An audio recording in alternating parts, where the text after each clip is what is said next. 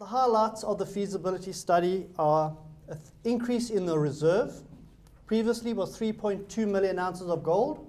It's now 3.5 million ounces of gold, an increase of 300,000 ounces. Incidentally, we announced the discovery of Gruyere on the 14th of October 2013. So we've gone from discovery holes through to feasibility study, all the way through scoping, PFS, feasibility. We didn't cut any corners, all in a 3-year period.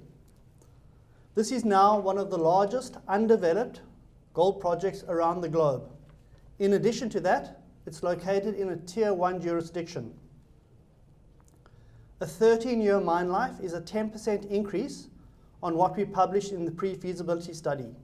An annualized gold production of 270,000 ounces of gold per year. That would immediately place Gold Road in the mid-tier producers with our first operating asset. Our operating costs, AISC, are forecast over the life of the project to be $945 per ounce. That puts us in the lowest quartile of operating assets around the globe. In the first 2 years of production, that cost is below $900 an ounce. The project generates substantial cash flow in those first 2 years. Over the first 5 years, the average AISC is below $930 an ounce.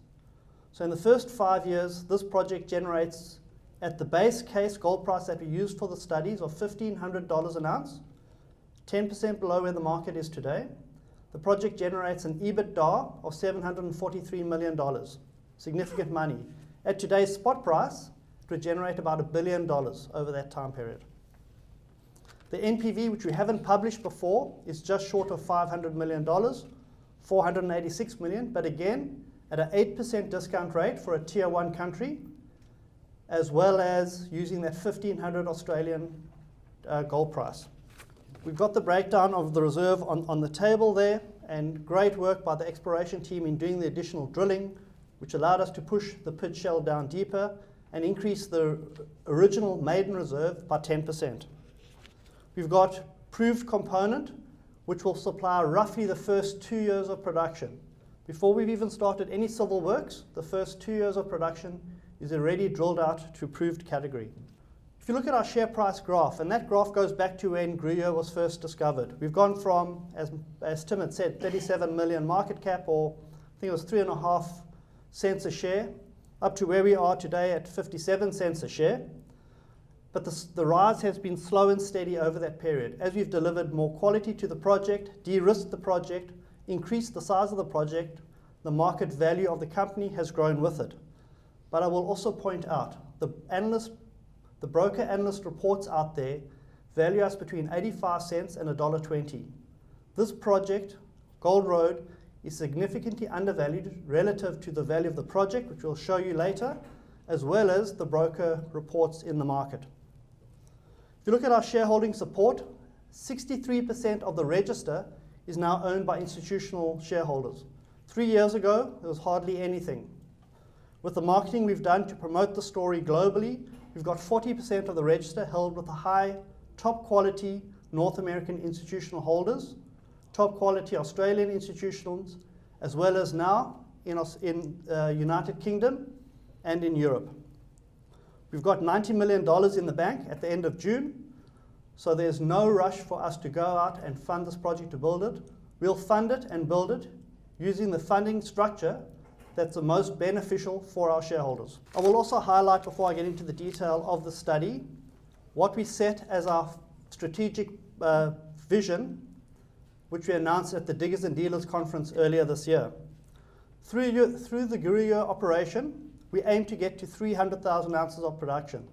And what you may be asking yourselves is, I've already said 270, why am I saying 300,000 ounces? And Justin will show you some examples of what we're looking for in terms of satellite deposits, higher grade deposits within trucking distance of the Gruyere plant that'll increase our production of gold through that plant by replacing the marginal grade material from Gruyere. We also want to increase our mine profile to over 15 years. We've got it now at 13 years. Through these satellite deposits, we aim to expand that to the 15 years and beyond number. We also want to get our AIC number, so all-inclusive costs, including depreciation, to below $1,000 per ounce. We are not there yet. We're roughly at about $1,100 an ounce. So we need to drop that by about 10%. But through the satellite deposits that we're testing, we believe we can add that additional value. By producing 270,000 ounces at the costs that I mentioned, we will be generating about $200 million of EBITDA per year. That is significant cash flows, and we should be in a position to become a dividend payer as well. But beyond that, Justin and his team are also looking. We own the 5,000 square kilometer belt at Yamana. We are looking for the second Gruyere type discovery out there. Can we find a second system which we can develop and put us in the position to have increased production to over 500,000 ounces? So Gold Road isn't just about looking after Gruyere here and now. We're looking ahead how we can continue to grow and add to shareholder value by adding higher grade material through Gruyere, as well as making those other discoveries on the belt. We also have the expertise to be able to export our exploration skills to other greenstone belts elsewhere, where we believe we can repeat what we've proven to be successful on Yamana. Moving on to the highlights of the feasibility study itself. I mentioned the reserve of 3.5 million ounces. Gold produced will be 3.2 million ounces. Free cash flow, 1.2 billion over the project life pre-tax and 845 million post-tax. A significant IRR of 24% pre and 20% post. And again, these are all at $1,500 an ounce. That NPV that I spoke about, the operating costs that we mentioned, the capital cost, $507 million. That is an increase over the pre-feasibility study number of $455 million. But the increase in ounces that we produce matches the increase in capital, so the cost per ounce, capital cost per ounce has stayed the same. The payback period is 48 months. To save you doing the maths in your head, we've also rerun these numbers at $1,750 an ounce and a 5% discount rate. So the discount rate appropriate for a tier 1 country project, as well as a gold price, which is where the gold price has been over the feasibility study period. I will also point out that we hedged 50,000 ounces of gold in August at $1,792 an ounce, which is above this gold price that we've done the second scenario at. So to point out the differences, so this is being run at a 17% higher gold price. The free cash flow number has increased by 63% to $2 billion. The IRR has increased by 46% to 35%. The net present value increases by 150% to $1.2 billion. And this isn't a gold price that's a stretch of the imagination. This is a gold price that we've been trading in the last few months. The payback period drops from 4 years or 48 months down to 33 months. This is certainly proving itself to be a world-class project. In terms of the production profile, we start in the first year, the financial year 2019. That is 6 to 9 months of production. That is not a full year of production. We start the first full year of production in 2020 through to the end of 2030. And then we have the last 2 months of the project in 2031. As mentioned before, in the first 5 years of operation, at $1,500 an ounce, we produce EBITDA of $730 million of cash. At the current spot price, we produce about $1 billion over that period. So this project generates significant cash flow in the first few years, which has made it very attractive for project finance. This is a typical project that would thrive in the project finance environment, and why we've managed to get 12 banks interested and shortlisted now down to 7 banks. I'll also point out how well the exploration team has done. That the discovery cost all the way through to reserve per ounce is less than $10 per ounce. That is world class in anybody's measure. Nobody around the globe is proving up reserves at less than $10 per ounce. So Justin and his exploration team have done a really good job here for shareholders. To show you how the project has changed as we move from scoping through to pre-feas, then to feasibility study, is shown in these graphs. Mined ounces has increased 50% over that period. Free cash flow has more than doubled. The cost profile has stayed constant, and while the capital cost in absolute numbers has gone up, the capital cost per ounce has actually gone down. This is all the work that's been done on the project is a reflection of the quality of the team that's been involved in the work. Tim Netcher introduced the team earlier, and I'll just like to repeat their names so they do get the credit from this audience. Sim Lau, as project director, has done an outstanding job.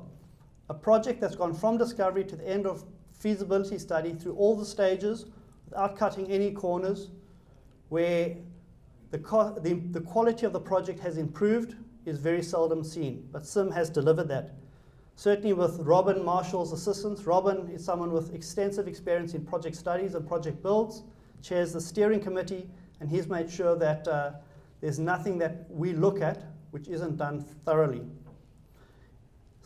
Complementing Sim is Aaron King, who's our engineering manager, Tony Jones, project controls manager, I think Tony's here, general manager operations, Wayne Foote, who will be the man tasked with delivering gold bars on time, on budget, and safely in 2018. George Koch, who's contracts and procurement. Max Briggs, who's the principal metallurgist, and Glenn Firth on approvals. Behind them, they've got probably another 10 to 15 people doing the hard work back in the office. But these are the people that will deliver this project over a 24-month period. So just to to remind you again, Gold Road is in no rush to develop the project. We've got cash in the bank. We will look at the optimum funding structure for shareholders, and we'll look at pursuing that when it is in the best interest of shareholders. But from when we make that decision, it's an 8-quarter or 24-month period, from project funding through permits and approvals, EPC construction, bulk earthworks, the gas pipeline, then the mining contract, which will be tendered in the first 3 quarters of that process, ending in gold production by the end of the 8th quarter. As mentioned, we do continue to run 2 processes for the funding. The first is the traditional debt and equity structure. Both of these are very compelling proposals for shareholders. So the traditional debt with traditional banks, together with a mix of equity, 12 banks down to 7, and we expect to have the term sheets from those banks within the next month. In parallel with that, an equally compelling offer for shareholders is the joint venture process that we've been running. There are significant quality international and domestic mining companies involved in that process, and that process the timing of that decision should be similar to the project finance, so we can compare the two, work out which is better for shareholders. The aim is to be in a position to make this decision by the end of 2016, but to implement the decision when it's best for shareholders. So you know what the Gruyere project is all about now, but now how does it compare to other projects around the globe? So this is Gruyere. The bubbles represent the size of production per annum. Going up and down is the margin, your AISC margin. So the higher up in the page, the higher the margin. Left to right is the life of the project. Further to the right, the longer the life of the project. So you want to be in the top corner of the page, top right-hand corner. In blue are projects in non-tier 1 countries, and in pink or red are the tier 1 countries. So there are only 2 projects in development phase with longer lives than Gruyere in tier 1 countries. The Hale project and Rainy River. If we look at those, and now this is comparing Gruyere to tier 1 projects, and specifically I'll point you to OceanaGold's Hale project and New Gold's Rainy River. If you look at the gold price assumptions used, we've been the most conservative. $1,095 US per ounce in our studies. Everybody else has used higher gold prices than that, all the way up to $1,300 an ounce. Our payback period, a third of the mine life or reserve life, remains one of the lowest. Our reserve life compared to Hale is almost double, Our reserve is similar to Rainy River. In terms of production, our production is almost double what Hale is and similar or slightly higher than Rainy River. What I will point out is the capital cost. Despite being almost twice the reserve and twice the annual production of Hale, our capital cost is similar. Despite being similar size to Rainy River, our capital cost is less than half. So on the bottom line, you can see the capital cost per ounce of production, where Gruyere is a standout. So for the first measure, capital cost per ounce produced, this is one of the lowest undeveloped projects out there, and it is a large-scale project. If you look at operating costs, AISC, this is compared to companies in the 2016 estimate and in the 2018 estimates. On both of those, we are in the lowest quartile. There are major companies on the right-hand side, international global miners, whose operating costs are well above what we have at Gruyere. And this makes Gruyere and Gold Road attractive for M&A for these companies. They all want to average down. Gruyere and Gold Road is sitting out there very attractive to these guys to improve the quality of what their portfolios are. In addition, this is why there's the attraction for the joint venture option as well. Moving on then, looking at how the project compares to other projects currently in operation. Top left chart is existing global projects. Bottom chart on the right is Australian projects. So compared to global projects, Gruyere stands out. It's in that top right-hand corner of the chart. Highest margin, longest life, and bubble size shows you the size of production. Compared to the Australian projects, that chart speaks for itself. We are the furthest right on that chart, and very good margin contribution as well. Again, to repeat myself, the attraction of Gold Road as an M&A target or the project for joint venture is visibly there for the major producers around the globe. So our process from here is Justin and Sim get on an aeroplane tomorrow and start with a roadshow. Justin is the person best placed to talk to the deposit, the geology. He was there from the discovery all the way through to where we are now. He knows that ore body very, very well. Equally, the best person to talk to the feasibility study is Sim. He's lived it and breathed it since February of this year. The two of them are going to go through Hong Kong, Singapore, London, North America, and see our key institutional shareholders and potential shareholders. In parallel with that, I'm taking Robin, Marshall, and Tim Netcher, and we are going to go to Sydney and Melbourne and present at the Sydney Mining Club on the project, again, to see our key Australian institutional shareholders. In parallel with Justin and Sim being on the road, sharing the story of the feasibility study, I'll be working with Tim Manners and Hayden on the project finance and on the joint venture proposals. Those are the final pieces of the puzzle that we need to complete before we can make a financial investment decision. Once you finalize that financial investment decision and press the button to develop the project, we will finalize the EPC, bulk earthworks and power contracts, and we'll commence construction. In parallel with that, we will continue to keep exploring. Gold Road is not just about Gruyere. Gold Road is about the 5,000 square kilometers of tenement that we hold on an unexplored greenstone belt. And who best to tell us about the next discovery that we're going to be making, or next discoveries, is Justin Osborne. I'll keep this fairly short and sweet.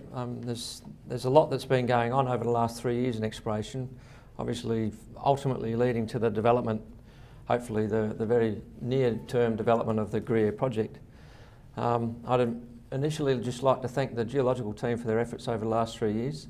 There's one guy here, Kyle Prentice, sitting up the back there, who was on the RAB rig which discovered Gruyere in September 2013 and was on the RC rigs which made the initial and notified discovery in October 2014. Since then we've grown the team. There's a number of geologists here and other people which have helped along the way, and just really like to thank them for all their efforts over the time, congratulate them as well on the efforts, not just on Gruyere, but on the entire package that we have. Anyone that's followed us for a long time knows that we have a significant tenement holding, 5,000 square kilometres, and exploration is still the primary focus of a large part of the company, and we are an exploration project, an exploration company.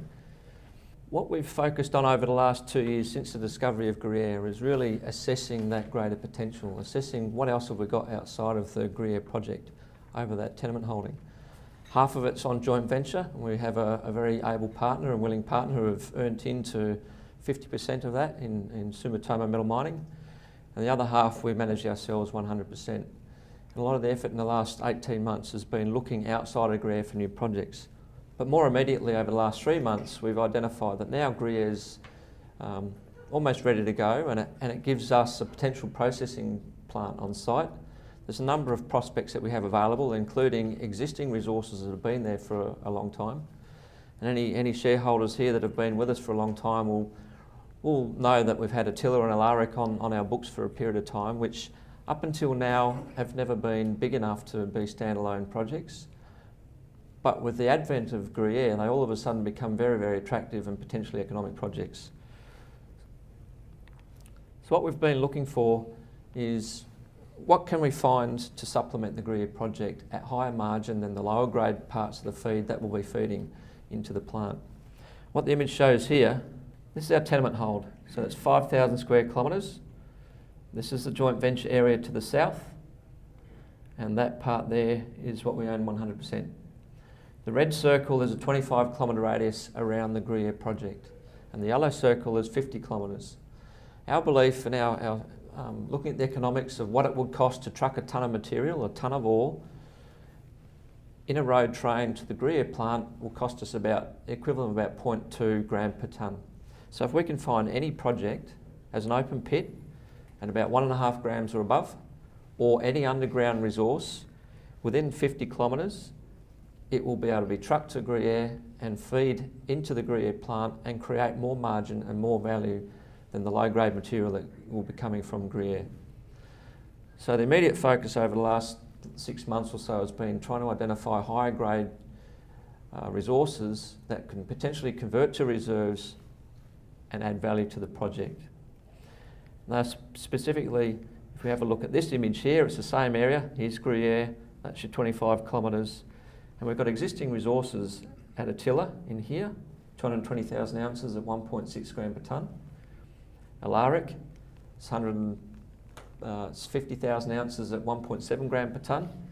And discoveries at M14 as well, where we just completed resource drilling. And just outside of that, still within the 50 kilometres, we've got very early stage work at Wanderee, which we've been working on for the last 18 months, and up here at Corkwood. An example of the sort of work, this is the geology of the Dorothy Hills Belt. Up here is Gruyere, this is the Gruyere project site. This is a big long shear zone, it stretches over 120 kilometres of strike. It's got a 6 million ounce deposit sitting in it, and over the rest of that strike it's hardly been explored. But at 8 kilometres to the south is M14. That was discovered at exactly the same time as Gruyere was discovered in 2013. And until earlier this year, we'd hardly done any drilling on it at all because of the quality of Gruyere took away our focus onto Gruyere, and it's delivered us something very, very special. And now we're starting to go back and have a look at these other opportunities. So the M14 itself, we went back. This is looking at the deposit. This is a cross-section of drilling that we just recently completed.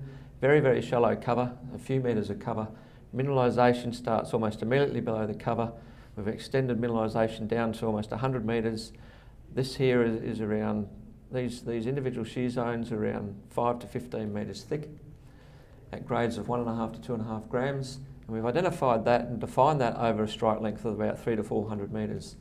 So it's relatively small, but it's something which we can develop, we believe we can develop into an open pit of 50 to 100,000 ounces in resource. We're going to be working on that till the end of this year, and hopefully in the first quarter of next year publish a new resource. And this is something which could feed directly to a Gruyere project plant very cheaply and add significant value. And we've got a whole portfolio of these in the region to go and assess now.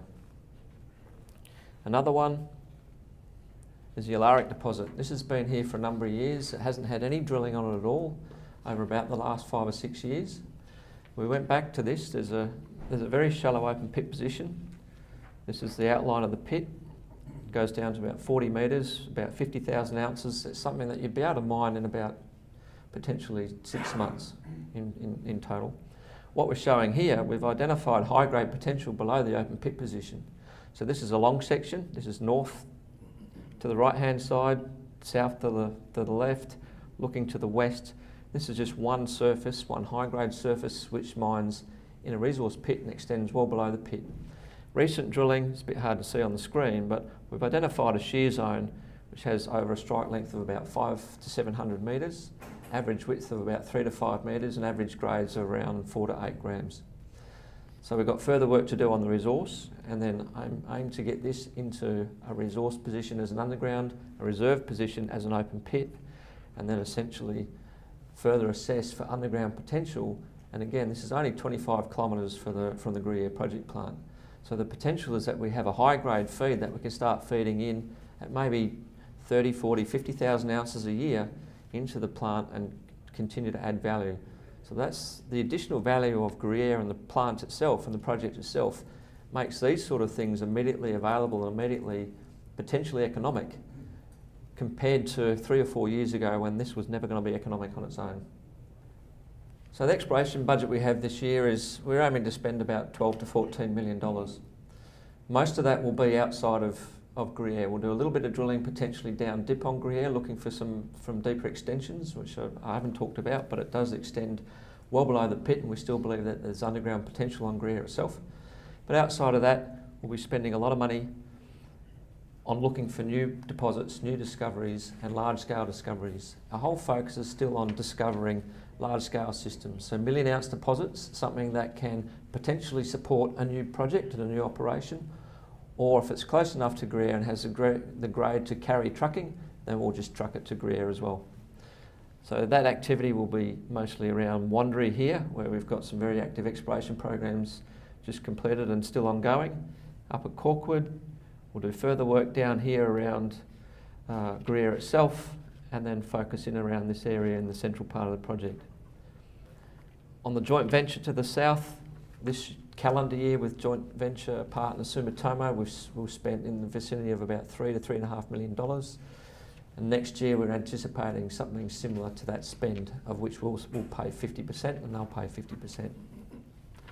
So at the end of next year or middle of next year, what we would like, if all of this goes to plan, would be to have reserves on Attila and Alaric. So reserve pits. We'd have a new mineral resource added at M14 and potentially a reserve on that as well. We'll have resource drilling going on hopefully at Wandery and up at Corkwood, and we'll have made discoveries on the joint venture. And just finalising on that joint venture, most of the work we've done there with Sumitomo has been very, very early stage. So they've spent $8 million over 3 years to get to 50%. Which is a significant amount of money on a tenement package which we, at the time we signed the joint venture, would have struggled to hold with the position of our cash position at the time and our ability to service an entire tenement package. This is something that we would have struggled to hold. They've come in, they've spent significant money on it, and we've made some significant early stage discoveries. Smoke Bush was discovered in here. That's an area where we've intersected significant high-grade mineralisation over the last 18 months. Best intersections in there was a diamond hole which was 6 metres at 31 gram per tonne, RC holes of 36 metres at 60 metres at over 3.5 gram per tonne. So significant mineralisation, further work to do there. But more excitingly, just want to finish on this one.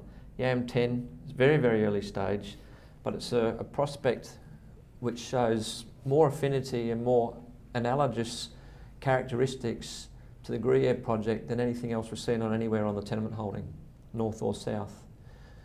It's got, just through air core drilling, so it's early stage, but we've intersected a porphyry with exactly the same chemical and geochemical signature as a Gruyere porphyry, which hosts the Gruyere gold deposit.